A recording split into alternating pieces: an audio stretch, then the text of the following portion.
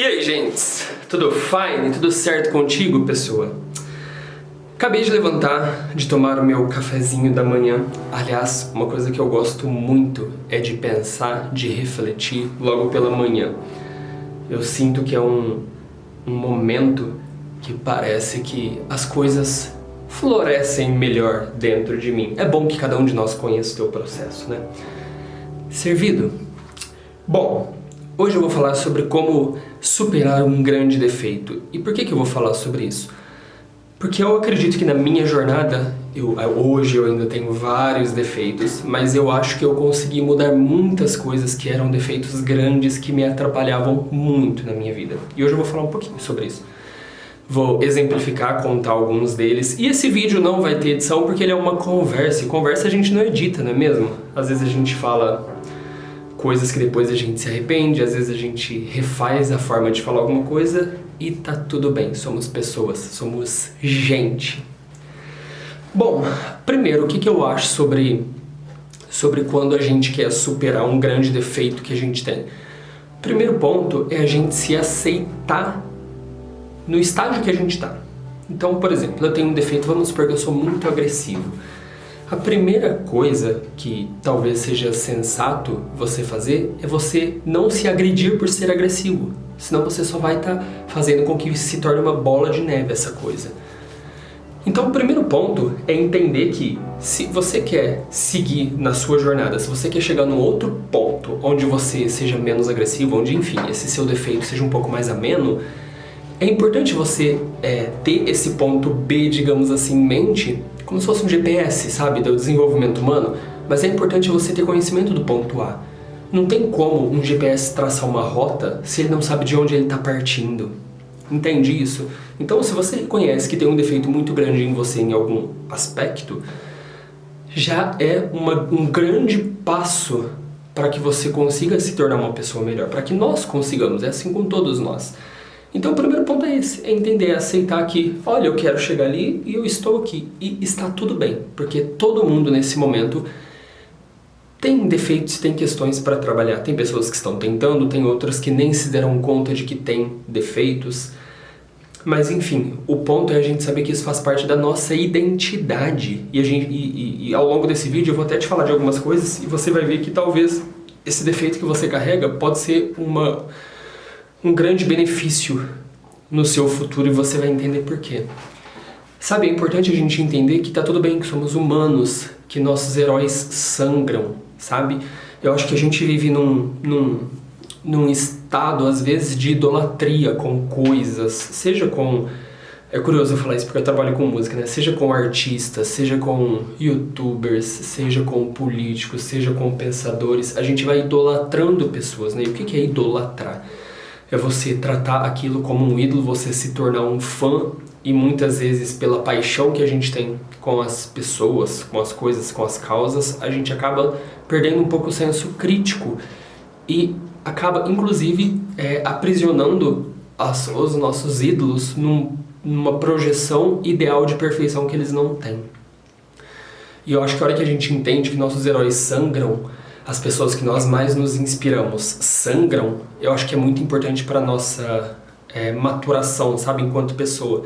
Isso acontece, por exemplo, na adolescência, né? Ora, a gente acha que os nossos pais são perfeitos. Se você for criado num molde mais convencional, mais comum, digamos assim. E aí chega na adolescência a gente vê que nossos pais e nossas mães se equivocam em muitas coisas. E aí dá uma crise na nossa cabeça, enfim, isso nos ajuda a ter a nossa própria identidade. Porque a gente começa a contrastar o que nós achamos legal, o que nós não achamos, para chegar no que nós entendemos que é o melhor para ser enquanto pessoa. Então, a hora que a gente entende que tá tudo bem, que isso faz parte da nossa identidade, que os heróis sangram, a gente tira um pouco da pressão por mudar, entende? Mudar é bom, mas mudar estando pressionado é mais difícil, porque não se torna um processo natural. E quando eu digo natural, é natural da natureza mesmo. Não tem como você espremer uma planta para ver se ela cresce no dobro do tempo. Naturalmente ela tem o tempo dela de florescimento. E nós somos assim, na natureza, enfim, na vida. As pessoas, enfim, as questões que nós temos têm o seu tempo, tem a sua causa, tem os seus porquês. Então a gente respeitar isso já é um grande passo. E aí a gente chega no que eu acho que é o cerne desse vídeo, que é entender a força motivadora por trás dos defeitos graves, grandes que carregamos. Eu penso que o defeito ele é uma atitude. Então, por exemplo, eu sou agressivo com as pessoas, um exemplo, tá? Ou melhor, vamos usar um exemplo meu mesmo, que já tem acontecido na minha vida. Eu naturalmente sou uma pessoa competitiva. Então eu me lembro que se eu ia entrar em algum jogo quando eu era pequeno, nossa, eu fazia de tudo pra ganhar, de tudo. E aí, cara, eu me lembro que às vezes eu entrava em desavença com amigos, enfim, até em relacionamento, sabe? Sabe jogo social, assim, de mímica, de coisas desse tipo? Às vezes em grupo de amigos eu comecei a perceber que eu me tornava uma pessoa inconveniente, de tanto que eu competia pra querer ganhar. E aí, em terapia, enfim, eu faço terapia desde os meus 14 anos, foi a primeira vez que eu fui no psicólogo, recomendo, se você nunca foi, vá. E aí, eu comecei a analisar e entender um pouco do que acontecia comigo, do porquê dessa competitividade, qual era a força que estava por trás. E eu entendi que existia uma força de superação por trás da competitividade, porque o que é competitividade?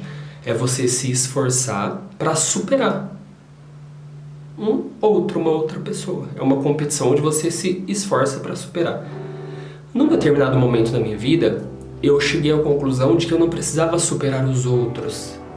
Eu poderia reorientar essa minha grande qualidade de superação para comigo mesmo. Então, ao invés de brigar com o outro, ao invés de competir com o outro, eu poderia competir comigo. E eu, por exemplo, era uma pessoa muito indisciplinada. Olha que legal a forma que eu tratei isso na minha cabeça.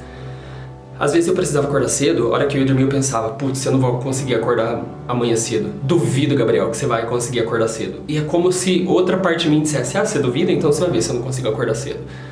Então olha que interessante, uma força natural minha, que era de tentar superar e tentar provar de alguma forma, eu comecei a utilizar para mim mesmo. Isso fez com que eu sanasse essa necessidade de competir com as pessoas. Isso me ajudou muito na minha vida, isso me ajudou a curtir os jogos, entende? Quando a gente tá com o olho muito no pódio, a gente não curte muito a jornada, a gente não curte muito a pista, a gente perde um pouco essa oportunidade. E aí, uma questão que em mim, que era indisciplina, que era difícil pra mim, eu passei a conseguir ser uma pessoa disciplinada, por conta de um traço meu, que antes era um defeito, que foi reorientado. Outro exemplo disso é uma reação, como que eu posso dizer? Uma oposição reativa. Durante a minha adolescência, eu fui muito um rebeldezinho, assim, sabe? Ideologicamente falando, psicologicamente falando. Se você dissesse pra mim, por exemplo, nossa, Gabriel, essa caneta aqui, ela é rosa, ela é estranha, hein? Eu ia falar, mano, por quê? Qual que é o problema dela ser rosa? Então uma caneta só pode ser preta, azul? E se você chegasse pra mim e dissesse assim, nossa, Gabriel, que legal essa caneta rosa, né? Provavelmente eu ia te responder, não tem mais nada pra resolver no mundo, vamos trocar a cor de caneta, que coisa significante. Eu me percebi uma pessoa que entrava em oposição, em conflito, de uma forma muito reacionária. Eu não refletia muito, as coisas simplesmente aconteciam e eu ia. E a hora que, em análise, em terapia, eu fui olhando pra dentro, que eu acho que esse é o lance, é a gente parar de olhar um pouco pra fora, ou melhor, é a gente saber o momento certo de olhar pra fora e o momento certo de olhar pra dentro. Eu passei a ver que eu tinha uma capacidade de inversão e de transitoriedade de perspectiva muito grande. Ou seja, eu conseguia observar sob várias perspectivas, eu conseguia esquadrinhar isso aqui, olhar de vários ângulos. E a hora que eu entendi isso, eu consegui levar essa capacidade para outros âmbitos da vida. E isso, com a maturação, com o passar do tempo, se transformou em empatia. Então hoje, quando alguém chega e fala, nossa, Gabriel, você viu tal coisa que aconteceu, é assim, assim, assim, assim, assim. Por mais que eu pense que faz sentido, que aquela pessoa errou e errou feio, dentro da minha cabeça existe um músculo, digamos assim, que me permite sair do pontinho onde eu tô, ir lá e ir no lugar onde a pessoa tá. E falar, putz, por que será que essa pessoa agiu assim? E muitas vezes são questões que até moralmente me ferem, assim, sabe? Mas ainda assim, por mais que eu sinta que tá errado o que a pessoa fez, eu consigo ter uma postura um pouco mais da fenomenologia, sabe? De não olhar, de entender que tem uma implicação moral, mas ainda assim conseguir olhar o avesso daquela situação, entender os porquês, entender as razões. Então isso fez com que eu tivesse mais empatia. Então, na hora que alguém chega e me fala alguma coisa, eu falo, pô, por que será que ela tá me falando isso? Será que ela passou por alguma experiência? O que será que nela que tem razão, tem sentido? Então, eu passei a conseguir refletir um pouco melhor sobre as coisas, justamente pelo ímpeto de mudar a perspectiva de uma forma muito rápida que eu trazia dentro de mim.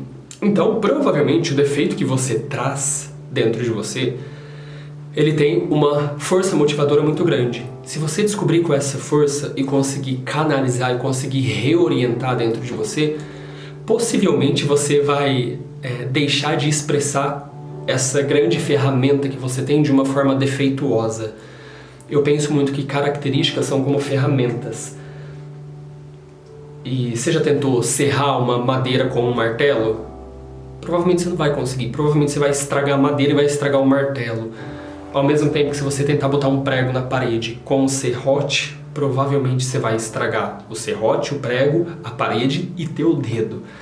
Então eu penso que as nossas características, elas são uma espécie de ferramentas. E a terapia ajuda muito.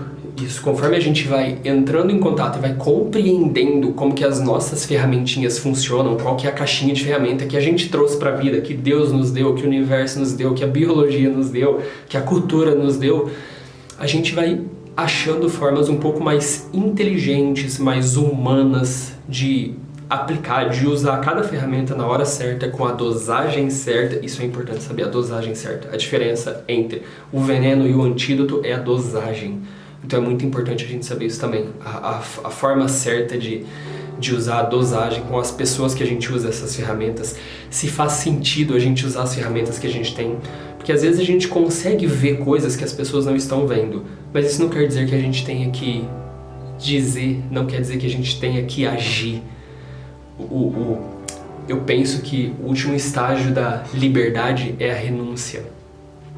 A gente sabe que a gente pode agir, que a gente pode falar, mas a gente opta em não fazê-lo.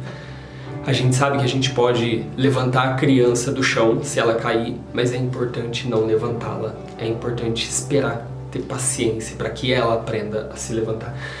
Enfim, gente, essa é uma conversa sobre como superar grandes defeitos que a gente tem. E eu gostaria que você comentasse aqui embaixo qual é um grande defeito que você tem. Se der, se eu tiver tempo, eu venho aqui e comento coisas que eu acho que possam ajudar.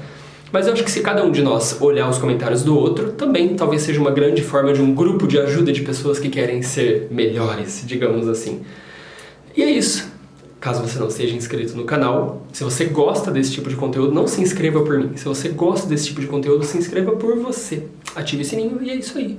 Um beijo, um super abraço e muita luz na sua vida, muita maturidade, discernimento e sensatez. E humildade, antes de tudo isso, muita humildade. Até mais!